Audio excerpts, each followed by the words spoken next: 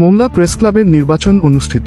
মোহাম্মদ মহিম ইসলামের তথ্যচিত্রে বিস্তারিত উৎসব মুখর পরিবেশে ঐতিহ্যবাহী মোংলা প্রেস ক্লাব 2026 সালের কার্যনির্বাহী পরিষদের নির্বাচন সম্পূর্ণ হয়েছে। বৃহস্পতিবার 8 জানুয়ারি প্রেস ক্লাব কার্যালয়ে সকাল 10টা থেকে দুপুর 2টা পর্যন্ত ভোটগ্রহণ অনুষ্ঠিত হয়।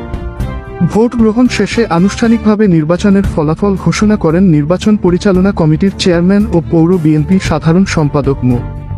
মাহবুবুর রহমান মানিক। নির্বাচনে সভাপতি পদে নির্বাচিত হয়েছেন দৈনিক জনকণ্ঠের মোংলা প্রতিনিধি আহসান হাবিব হাসান এবং সাধারণ সম্পাদক পদে নির্বাচিত হয়েছেন দৈনিক জন্মভূমি পত্রিকার মোংলা প্রতিনিধি মোহাম্মদ হাসান গাজী।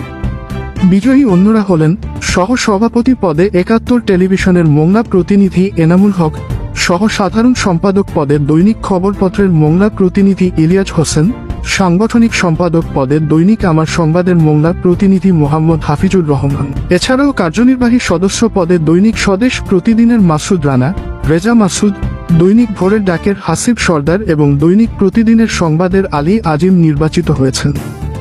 এছাড়া নির্বাচনে বিনা প্রতিদ্বন্দ্বিতায় কোষাধ্যক্ষ পদে নির্বাচিত হয়েছেন স্থানীয় দৈনিক দক্ষিণাঞ্চলের মোংলা উপজেলা প্রতিনিধি মো.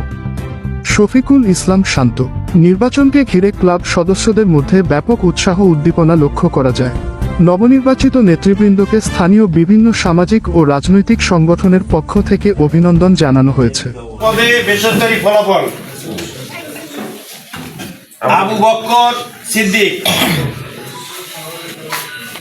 তিনি পেয়েছেন 14 ভোট, এবং হাফিজুর রহমান তিনি পেয়েছেন 26 ভোট পেয়ে বেসরকারিভাবে নির্বাচিত হয়েছেন। আর একটি ব্যালট বাতিল হয়েছে। এই মোট 41 ভোট, 26 আর 14 40, আর একটি ভোট বাতিল হয়েছে। মোট 41 ভোট এখানে কাস্ট হয়েছে। হাফিজুর রহমান 26 ভোট পেয়ে বেসরকারিভাবে নির্বাচিত হয়েছে।